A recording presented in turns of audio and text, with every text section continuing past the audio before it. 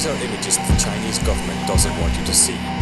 A medical center in Wuhan, the epicenter of the coronavirus outbreak. Under stress, short on supplies, overwhelmed with patients. The video is from Chun Cho, a lawyer who made the risky choice to become a citizen journalist and defy government efforts to control information.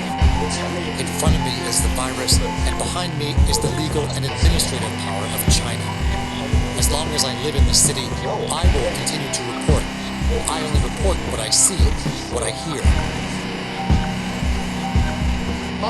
I'm not even scared of death.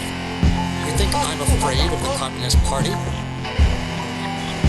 Now, Chun is gone. He disappeared last week and has not responded to messages. So far, authorities would only say he is, quote, under control. Amnesty International say he's been forcibly quarantined. And he's not the only one to pay the price for defying state authority.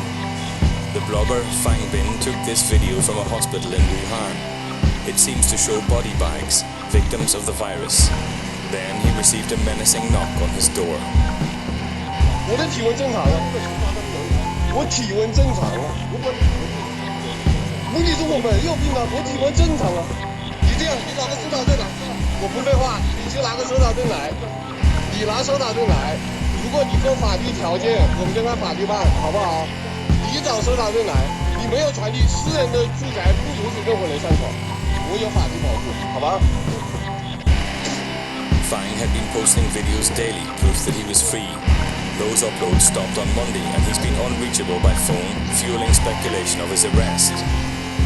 When Li Wenliang, a doctor in Wuhan, warned of the virus in December, authorities accused him and several others of severely disturbing the social order.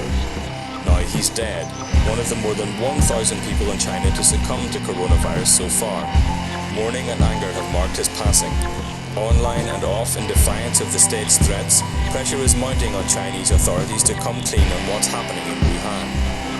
And that includes wanting to know what's happened to people like Chun Cho and Fang Bin. Okay, let's get the latest on the situation in China now with DW's Matthias Billinger joining us from Beijing. Good day to you, Matthias. What information are people in China not getting that they so desperately want to hear? Well, nobody in China knows whether these numbers that we see are real. Every information that we get from Wuhan is that it might even not be deliberate, it might also be deliberate, but might also not, but a lot of patients have not been diagnosed yet. People are queuing up in hospitals. In order to be admitted to a hospital, you need to show symptoms of the disease and you need to be tested. Today I spoke to a woman who told me that her mother, who had been showing symptoms and was severely ill for 10 days, had been tested 2 times negative until she was tested positive.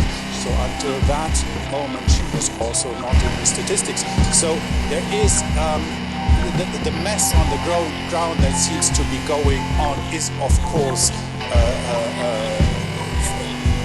has an impact on the statistics. This is one thing. The other thing is that there is of course a deep-sitting mistrust of what authorities report, what authorities allow to report. Everybody in China knows there is censorship, and of course this is why these citizen journalists go there to get a glimpse of reality.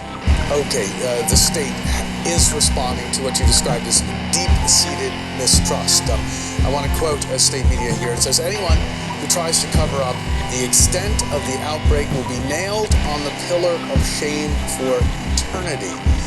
Is China living up or attempting to live up, changing its ways in the direction of transparency in regard to the coronavirus?